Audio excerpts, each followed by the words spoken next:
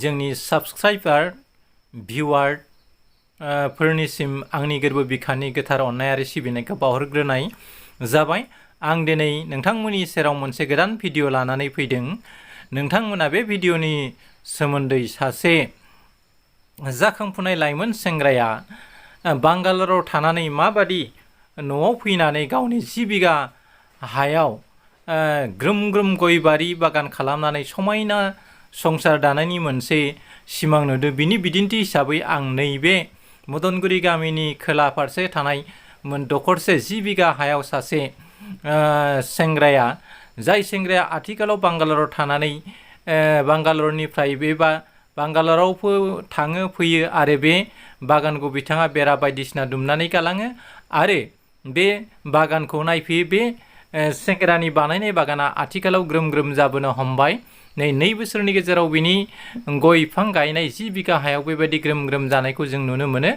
आथिखालाव बारि बागान ग्रोम ग्रोम खालामनानैबो मानसिफ्रा समायना संसार जानो हायो। बेनिनो बिदिन्थि हिसाबै नैबे मदनगुरि गामिनि साखाथियाव थानाय मोनसे माइ गायग्रा फोथाराव बे सेंग्राया 10 बिगा हायाव गय बागान खालामदों। बे गय बागाना देरनायनि उनाव 10 बिगा हायाव बेसेबां लाख राङाव फाननो हायो नोंथांमोना साननानै नायनो हागोन।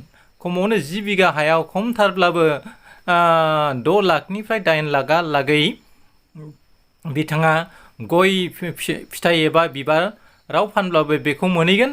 जों बयबो मिथिगौदि गय बिफाङा 5 बोसोरनिफ्राय थायो आरो 8 बोसोर जानाय लोगो लोगो गय फिथाइया मेच्युर्ड जायो, थामहिनबा मोजाङैनो थायनो हमो। थिग बेबायदिनो बिथाङाबो बांगालरावनिफ्राय मोनसे समाव फैनानै बे जायगायाव बारि बागान खालामनाय जायगायाव बिथाङा न' लुफैनानै गोजोन संसार जानायनि समायना मिजिं फिसिनानै बेफोरबादि गय बारि 10 बिगा हायाव बिथाङा गायनानै गालांदों आरो बेखौ बिथाङा सम सम नायफैयो आरो सम सम बहाय हाग्रा बायदिसिना दानस्राङो आरो गय बिफांफोरखौ जोबोद जोथोनै लाखियो। दा बे गय बिफाङा देरै देरै देरनानै नैबे फिथाइ थायनायनि लामायाव फैगासिनो दङ। नोंथांमोनाबो बेबायदि बोरि हा दङब्ला बे सेंग्राफोर बायदि गय बागान खालामनानै लाख लाख रां 8 बोसोरनि उनाव मोननायनि मोनसे गोजोन सिमांखौ जों फिसिनो हायो। आथिखालाव माइ आबाद मावनानै मानसिफ्रा जाबादि खरसा खामला खुमला गायग्राफोरनो हरनाय जायो, बेफोरखौ हिसाब निकास खालामनानै नायोब्ला नुनो मोनो जोङो माइखौ बायनानै जानायनिख्रुइ बांसिन खारो। नाथाय नोंथाङा खमथारबाबो 1 बिगा हायाव गय बारि खालामबाबो 1 बिगा हायाव आथिखालाव 80,000सो रां मोनो। 80,000जों नोंथाङा गोबां बिगा हानि माइ दैखौ बायनानै जानो हायो। बेनिखायनो आथिखालाव माइ फसल आबाद मावनानै मानसिया न'खर संसार सालायनो हानांगौआ सोब गोब्राब जानानै फैदों जानो हागौ।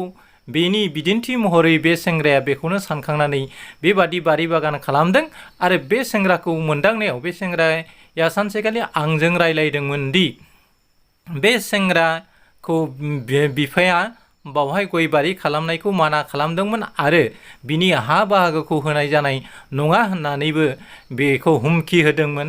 नाथाय बियो बिफानि खोथाखौ खोमासुवाबासिनो गावनि जि फेरलेबसे मोननो गोनां हा, बेखिनि हायावनो बिथाङा आं गय बारि खालामगोन होननानै गावनि गोसो बायदिनो गावनो गय फुलिखौ ग्रोम ग्रोम खालामदोंमोन आरो बे गय फुलिखौ गावनो जावैनायनि उनाव बिथाङा बे फोथाराव लाबोनानै गायफैदोंमोन आरो बे गया दिनै नैबेबायदि थासारिसिम सफैबाय। बिथाङा 3-4 बोसोरनि उननिफ्रायनो बे गय फिथाइखौ मोनहैनायनि मोनसे लामाया रोखा जाबाय। बेनिखायनो आं खावलायो जोंनि जाखांफुनाय लाइमोनफ्राबो बेफोरबादि बारि बागान खालामनानै जोङो गोबां लाख रांनि बिगोमा जानो हानायनि लामा दङ। खालि गय बागान खालामनानैल' जोङो जोंनि रांखान्थि हालोदखौ साबस्रांहोनो हायो बे खोथा नङा। बेवहाय जोङो मालभग थालिरनि आबाद खालामनो हायो, बिफां लाइफांनि बायदिसिना बिबार बागान बायदिसिना खालामनानैबो जोंनि एजिमानि गोरलै रां खामायनो हानायनि लामा दङ। टाउन सहरफ्राव दरलबसे हायावनो बाङालिफोर बा गुबुन सोलो गोनां बिहारि मारवालिफ्रा गोबां फसल दैखाङो आरो बे फसल दैखांनानै बिथांमोना खम समनि गेजेरावनो बैगानिक खान्थिजों आबाद मावनानै लाख लाख थाखा खामायनायखौ जों नुनो मोनो।